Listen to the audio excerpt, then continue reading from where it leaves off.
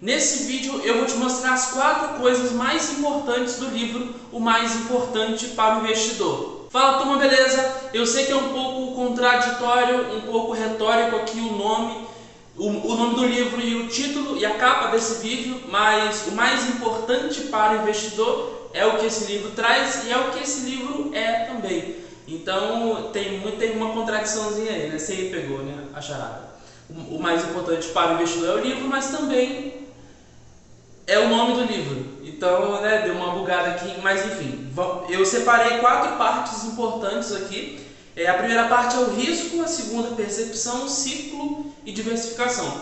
O Howard Marks ele fala muito bem sobre esses 4 tópicos, mas o que ele enfatiza mais talvez seja o do ciclo, né? Os 4 são os mais importantes, mas o do ciclo ele fala com muita certeza do que fala, que os ciclos se repetem, que pouca coisa é nova no mercado, que pouca coisa é inventado agora e que muita coisa é repetitiva. Então, se a gente viu guerras no passado, a gente infelizmente vai ver guerras no futuro, e ele levanta muito essa bola para a gente sempre estar atento na nossa reserva de oportunidade. Inclusive, que é um vídeo que eu vou deixar aqui em cima, que é um vídeo onde eu falo sobre a diferença de reserva de oportunidade e reserva de emergência.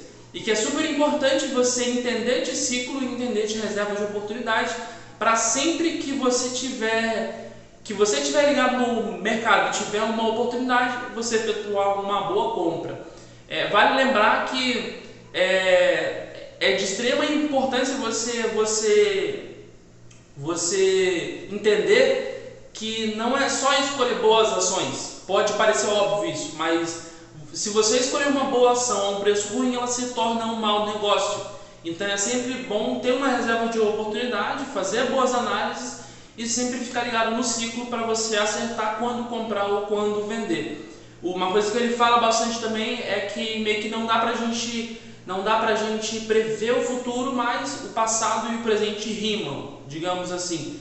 Eu quero só abrir um parênteses aqui para falar sobre Nassim Taleb, que inclusive é um autor que o Howard Marks ele cita no livro, que o Nassim Taleb fala muito sobre aleatoriedade, sobre sorte, sobre destino. O primeiro ponto que ele cita é esse, do ciclo, como eu falei, você ficar ligado nas coisas que estão acontecendo no mercado e você perceber que isso já aconteceu lá atrás e vai acontecer no futuro, porque o presente é uma parte do futuro que ainda não aconteceu. E resumindo, essa é a primeira parte, que é de ciclo, que ele fala. A segunda é sobre risco, que o risco sempre está presente nos investimentos, independente do seu nível, se é em fundo imobiliário, se é em ação, se é em renda fixa, sempre há risco. E ele fala muito também sobre o custo de oportunidade. Lucas, o que é custo de oportunidade?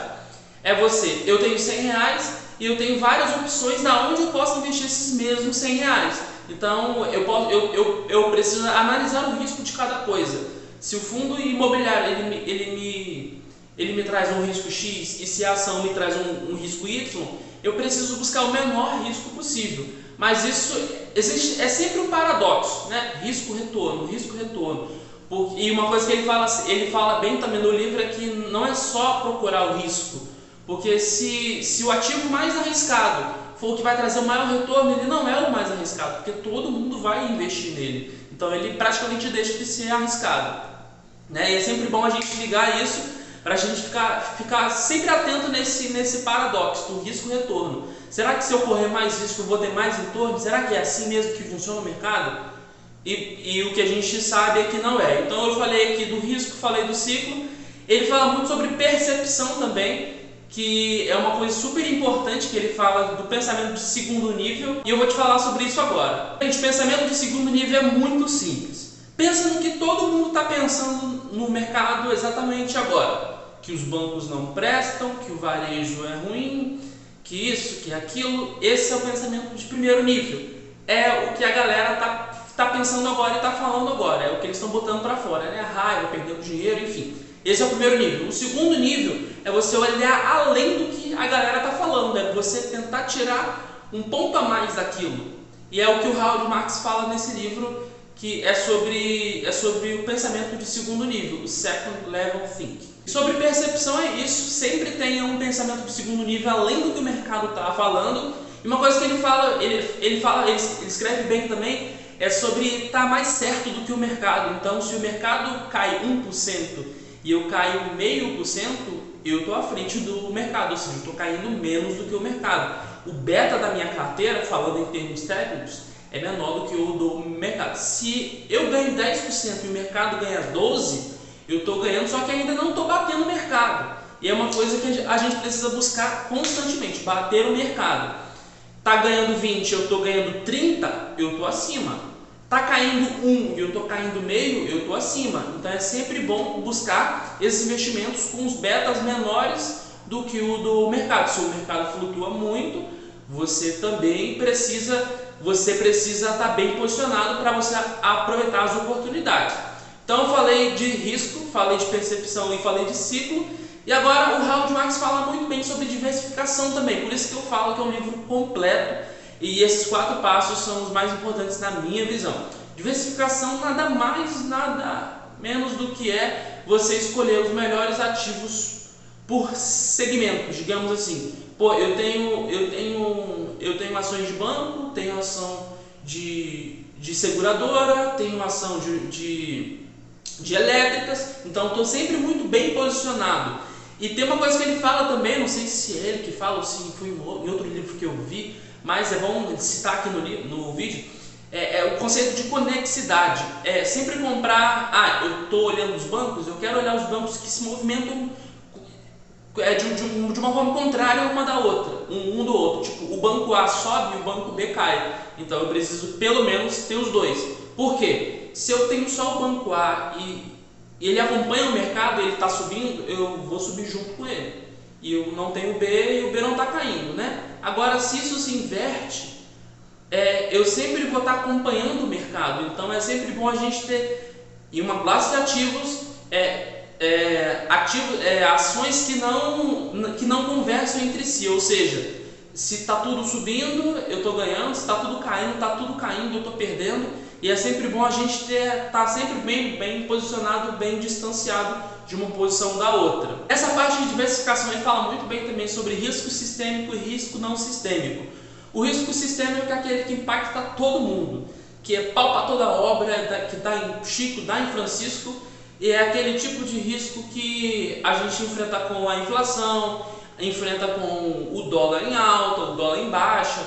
São esses riscos que afetam todo mundo. Agora, o não sistêmico é aquele que afeta só um setor em específico. Então, o salário mínimo está muito baixo, a inflação está muito alta, o varejo é quem sofre primeiro. Tal coisa está subindo, a elétrica sofre primeiro. Então, é sempre bom a gente ficar ligado nesse risco não sistêmico também, porque para a gente não posicionar a nossa carteira só em uma coisa, entende? Se a gente correr só um tipo de risco, a gente vai estar fadado àquilo. E imagina você montar uma carteira baseada tudo em inflação. Tipo, a inflação só você está no lixo. Então é isso, galera. Esses foram os 4 passos mais importantes que eu achei do livro mais importante para o investidor. Risco, percepção, ciclo e diversificação são as partes mais importantes que eu achei aqui. Se você gosta de ler assim como eu super indico esse livro. É um livro que eu demorei até um tempo para ler, eu fiquei mais ou menos aí 1 ano, li uma parte, parei, aí vim com foco maior agora. E eu adorei esse livro, adoro a linguagem. Inclusive já assisti uma aula dele, ele é incrível, impecável, super direto. Então eu super indico, vale a pena o investimento no livro, porque conhecimento é algo que ninguém te tira. E se você gostou desse tipo de conteúdo, me ajuda a melhorar, se inscreve nesse canal, deixa o seu like, comenta aqui embaixo o que você achou do vídeo, o que eu posso trazer de novo no próximo vídeo. E eu espero que você tenha gostado mesmo de coração. Estou aqui para me entregar, para levar o meu conhecimento para frente, para te cativar e te ensinar também. É isso, galera. Obrigado por tudo. Tamo junto e vamos nessa.